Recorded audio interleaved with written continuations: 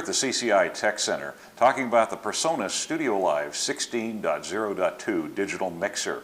Hi, I'm Ron Simonson, CEO and Chief Engineer of CCI Solutions. I've mixed about 30 years for live sound, mostly in churches, and I'm really excited about the PreSonus StudioLive series of mixers. You probably already know about the 16-channel and 24-channel versions. Well, this is a great 12-channel version that they've come out with. We're going to go ahead and walk through it, and again, particularly taking note of how it works for live sound applications. So the first thing you're going to want to decide is how many input channels do you need. They call it a 16.0.2 because it has 16 inputs. It does have 12 fader pods or channels. Here are the 12 fader pods on the 16.0.2. As you can see, they're numbered 1 through 16. The first 8 have microphone preamps in them, so you can plug a microphone in and control it with each of the fader pods. The final 4 are dual input fader pods, so they're labeled 9, 10, 11, 12, 13, 14, and 15, 16. 9, 10, and 11, 12 both have dual quarter-inch line inputs as well as the XMAX preamps for microphones. And 13, 14, 15, 16 have dual quarter-inch line inputs as well as phono inputs for each of these final 2.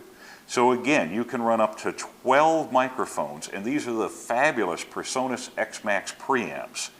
Or you can run, say, 10 microphones and then a couple of line input sources for music, instruments, or what have you. So if you don't need any more than, say, 10 microphones and a couple of line input sources, this is the perfect size of mixer for you.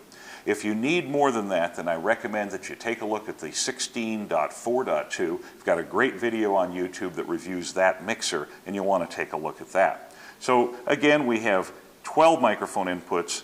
At the same time, we also have 4 line inputs, and then you can see here we have an Aux Master Section. It has 4 auxiliary buses, so we can use that for on-stage wedges, in-ear monitors, side fills, and then we have a main output here as well. This is our main fader control. In addition to the 4 auxes that are present, there are 2 dedicated effects buses. So that's in this area here, effects A and effects B. There are 2 onboard digital signal processors that have a multitude of effects available that you can route any of the channels back into the effects.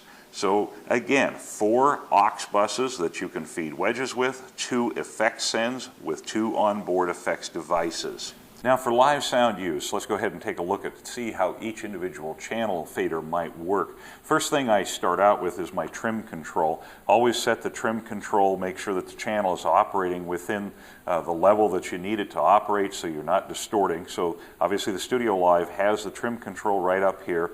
So it's right where you want it for live sound, right on top. And big enough that I can get a hold of it and grab it in case something should change up on stage where I need to go ahead and turn it down or turn it up. An artist moves away from the microphone or somebody changes the level of a source, I can get right to that.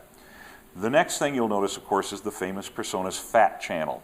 And that's this whole area here in blue. The Fat channel has my high pass, compression, limiting, and equalizer. First thing I need to do is go select my channel. In this particular case, on channel 1, I'm going to select that. Let's say where my lead vocal is.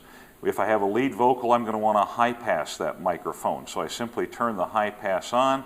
I'll dial it up to 100 hertz or so I'm rolling off the rumble that I might have on a microphone. I don't really need any information below 100 hertz on a vocal microphone.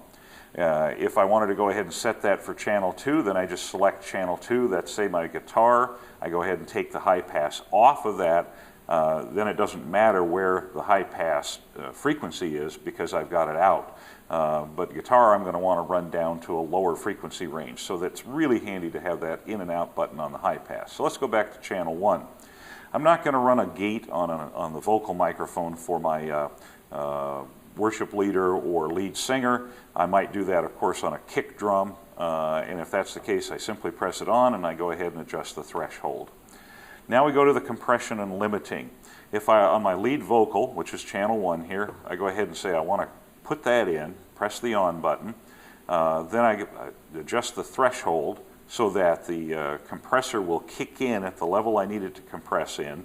You can see that I have complete adjustment here of the amount of compression. Right now it's set at 2 to 1. I think that's a little high for a lead vocal. I'll probably set that at 1.6 or 1.7 to 1. And I'm going to head and instead of response time adjustment, I'm going to hit auto so that the compressor can adjust itself a little bit to go ahead and control my vocals. Now we move to the EQ section.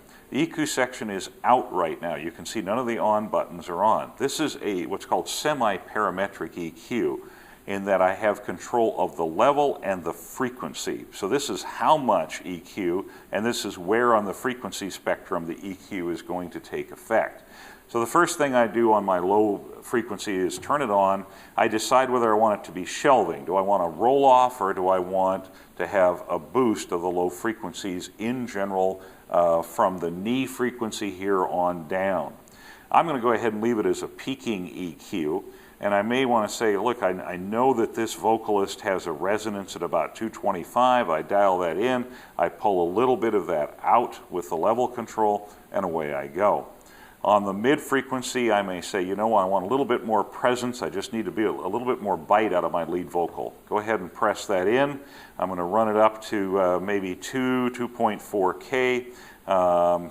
Give myself a little bit of boost. And, you know, I can either choose a broad peak or a narrow peak. If I select high Q, then I get a narrow peak. But for this case, I'm going to just go ahead and leave that on broad. And then on high frequencies, if there's a sibilance issue, I go ahead and turn that high frequency on. I run it up to 7.2, maybe 6, 7.2K, try and take out some of that sibilance. I don't want a shelf in this case, and I pull out maybe 2 to 4 dB to try and tame some of the sibilance.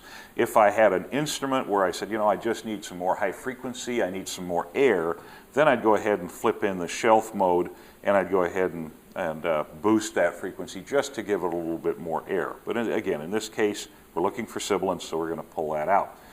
Now, the beautiful thing about a digital mixer, particularly for live sound, is all these settings of the fat channel are stored in either the scene mode, where the entire mixer settings are stored, or in libraries. So I can take, and for my lead vocalist, once I have the EQ and the compression the way I want it, I store all these settings in a library. That way, the next time they come to sing, I simply pull that library of settings up and recall them, and away I go. I can do that for all my lead vocals, all my instruments. It's fabulous. It really is the big difference between an analog mixer and a digital mixer, the ability to store all these settings and then pull them back up whenever you need them, assign them to any channel, and away you go. Down here on each channel, I have my phase reverse switch and a 48-volt phantom power switch. So in this particular case, again, I've selected channel 1. It's my lead vocal mic. Let's say they're on a condenser microphone. I'm going to go ahead and take 48 volts and have that on. I do not need to reverse the phase, so I won't worry about that. Then we get down to these multi-function switches. Right now, I've got the multi-function switch selected for mute. So the first thing I might want to do is go ahead and mute his channel. I'm going to plug a guitar in. Remember I said I'd have a guitar on channel 2, so I go ahead and mute that as well. And you can see it shows red, it is muted. Once again, PreSonus has these big, beautiful, illuminated buttons. These are expensive buttons. They're nice, soft gel buttons, and I can easily get to them and turn them on and off, unlike some consoles that have little, teeny, hard plastic buttons that are hard to get to. From a live mixing standpoint, this is a perfect way to do this. Easy to get to, very quick, and I can see it in a light, well-lit room or in a dark room. I don't have a problem with that at all. It's fabulous on the PreSonus mixers. This multi-function switch not only does mute, but it also does solo. So if I select the solo function for these, I simply go ahead and select that, and I can listen to that on my headphones and solo that channel or solo multiple channels all the way through. So if I want to take a look or take a listen to my vocal team and they're on the first 4 channels, that's how I do that. Of course, the PreSonus StudioLive mixers also work with Firewire. In other words, they can take 16 channels. This particular one takes 16 channels and routes it to a digital recording software on a laptop and takes that information back, so I can mix down 16 channels. So this multifunction button also works as the Firewire select button. So say I want to go ahead and sing with some pre-recorded music. So my vocalists I'll keep as live, but the rest of the instruments I'll go ahead and pull off my laptop. So I'm going to pull the rest of the channels here off of the laptop, but the 4 are going to be live. I'm going to route those to the auxes so they can hear them on the wedges. And now I can either sing with live, or I can record everything and then have every channel come back, and I can mix later on and do essentially refine my rehearsal, store those settings, and so I don't need to keep the band there the entire time. And I can mix for another 15 or 20 minutes or half an hour, whatever I want to do to refine my compression limiting settings or EQ settings, and go ahead and have those stored for the next time we go live. So let's go ahead and keep that on the mute function. The next thing I want to show you is how to use the aux facility here. There are 4 aux buses. Like I said, we'll use those for in-ears, or we're going to use those for wedges. So first thing I do is select aux 1. These are the level controls. This is your aux bus for all of the channels that are coming in. So I can adjust how much I want to send to aux 1. Let's say it's the vocal monitor, so I'm going to want to have the vocal channel up, I'm going to want to have the guitar channel up, the background singers, I may have them down, other instruments I'm going to turn them down as well, and then there are a couple of line input sources I'm just not going to have in that mix. So aux 1 will be my floor wedge for my lead singer. When I go to aux 2, I can go ahead and adjust that, and I may say, you know what, all I need in that particular case, it's the keyboardist, so I'm not going to have any of the background singers in there. I'm going to have the guitar and the leader's microphone, and I'm going to go ahead and take and bring up the keyboard into his wedge. So easy to do with that. I just go and find the channel, that's the keyboard channel, I bring it up and away I go. Same thing with aux 3 and aux 4. So taking a look at what your mix levels are for your auxiliaries is just as quick as pressing the select button for each one of those. Incredibly easy to do. Same thing for your effects. Remember we talked about the 2 channels of effects that you have. You go ahead and select effects A. So I'm going to put vocal effects on the main vocal channel that I have here. Just simply by doing that, I'm going to keep my guitar off of that and other people's microphones off of that. Now in effects B, I'm going to go ahead and select that as a guitar effect, so I can have any of the 50 or so effects that are built into the digital effects package here.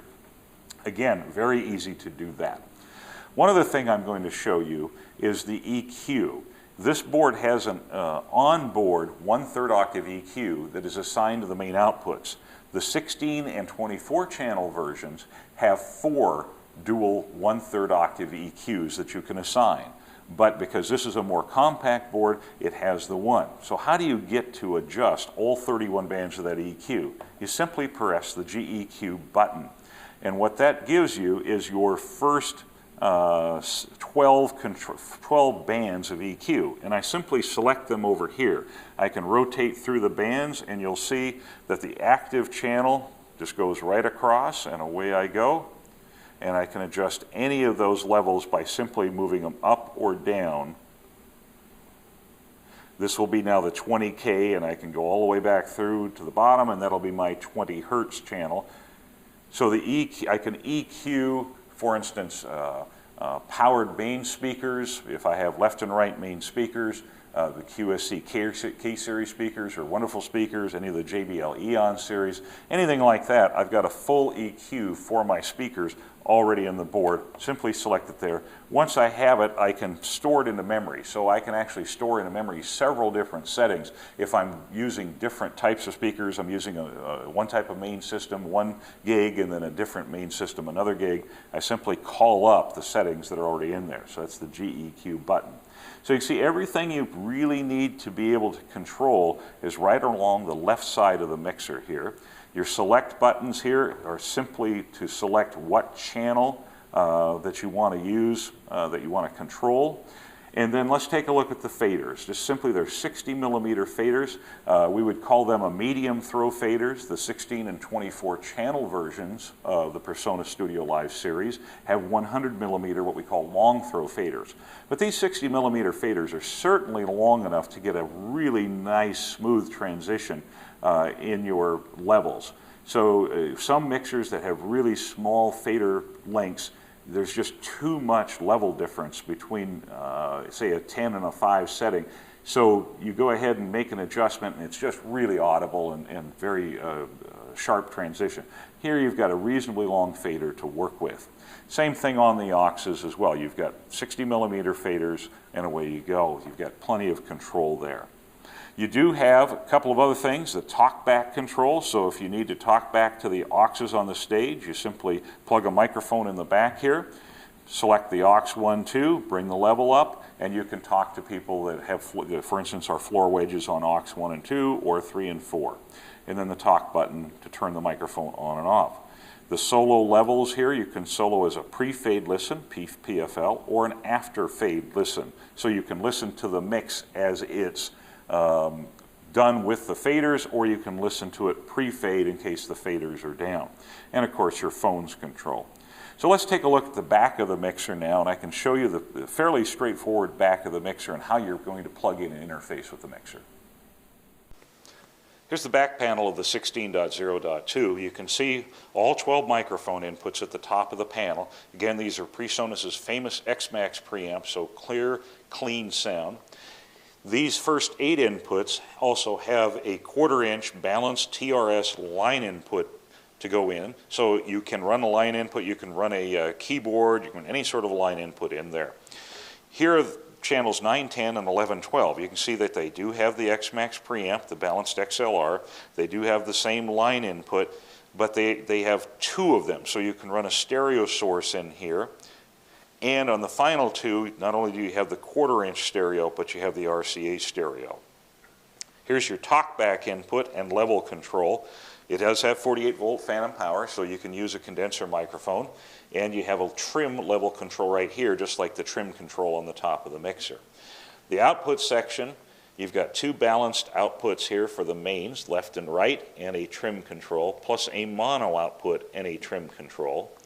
You have Firewire in and out, again 16 channels in, 16 channels out to go to your laptop. And you have a unique MIDI control. So you can take a foot switch, a foot pedal, you can control levels, you can control scenes and adjust scenes. So if you want to go ahead and have somebody that's mixing, if you will, and also performing, they can do it right from the stage. That's a very incredible feature that only this mixer has. And of course, the PreSonus StudioLive 16.0.2 works with PreSonus VSL software. So you can go ahead and plug in your laptop. Not only can you record with it, but you can control the mixer from the laptop. And it's real time. Whether you make an adjustment on the laptop or you make it on the board, both of them happen in real time. And a wonderful thing about VSL software is it also works with an iPad. So I can take one iPad or multiple numbers of iPads, run it through the VSL software on the laptop, and control my mixer. So if I wanted somebody on stage to have a laptop and control their aux level or their aux send, that's really easy to do. I just take an iPad, run it through, they control that. You can have 1, 2, 3, 4, 5 iPads working with the VSL software. And the incredible thing with PreSonus is that the VSL software, the iPad software, all of that is free. Updates are free. PreSonus is a fabulous company that supports their product, builds them well.